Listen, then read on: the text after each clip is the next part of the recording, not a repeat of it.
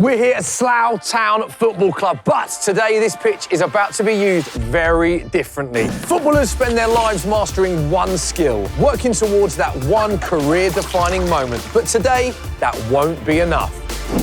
We're taking legends of the game into the world of real trades, but with a football twist. Bricklaying, plumbing, carpentry. Sounds simple, right? Well, it's not.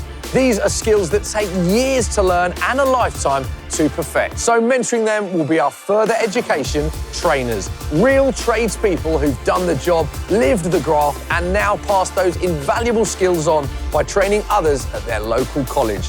Proving that if you've had a real-world experience, you already have what it takes to be a great further education teacher. So how long have you been a further education trainer, mate, and why'd you get into it? I've been teaching it now for nearly 9 years. After spending most of my career in the industry, I thought it was time to kind of start giving back and then teaching the next generation of students, young or old, to make sure that then these construction trades can carry on for the foreseeable. Lovely answer. Well, before we come to you for your carpentry expertise, I'm going to explain the football drill because this is a belter. So the aim of the game is to build the bench as quick as you can. One goal equals one piece for the bench. It's a pace challenge. Theo, your eyes lit up when I said that. You fancy this one? I do fancy this one, Izzy, I'm afraid. Yeah, it's about time you got a point on the ball.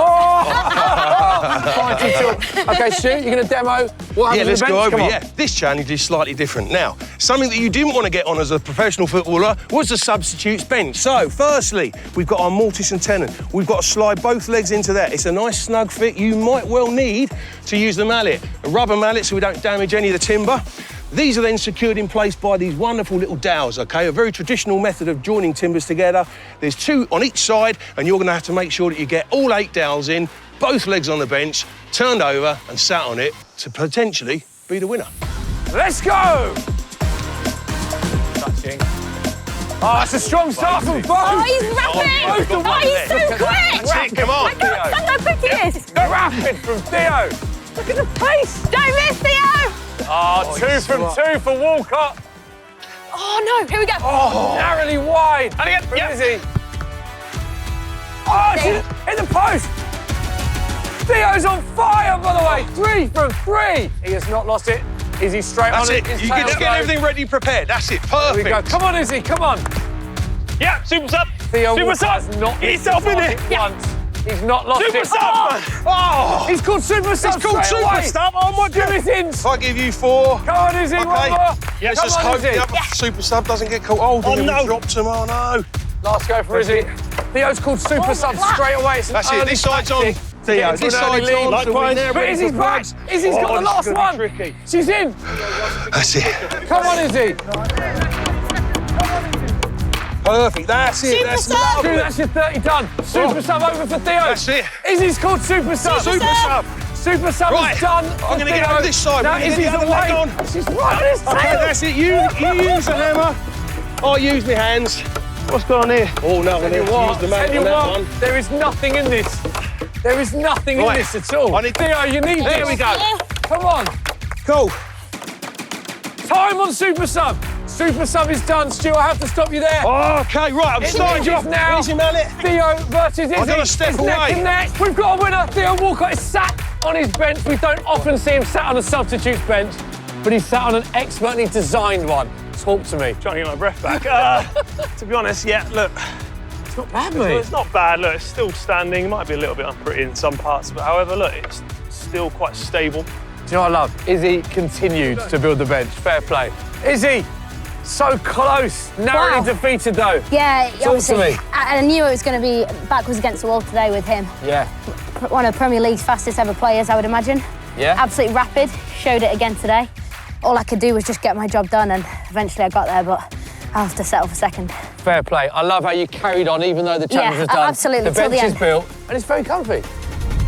All in all, I think they both got them assembled to a pretty good standard, and considering half an hour ago, did a really fantastic job. Yeah, great point. We've got a decision to make. We've got to crown a winner, so let's have a chat, see who makes the team and who makes the bench.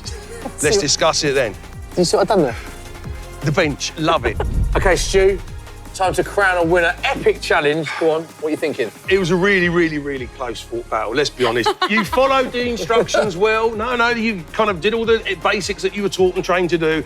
There was a missed goal, there was a bit of speed. I think there wasn't a huge amount in it, to be honest. The build quality is great. You can both sit on them, perfect stuff. But I think speed alone, there could only be one winner on this one. And that is, you're now the proud owner.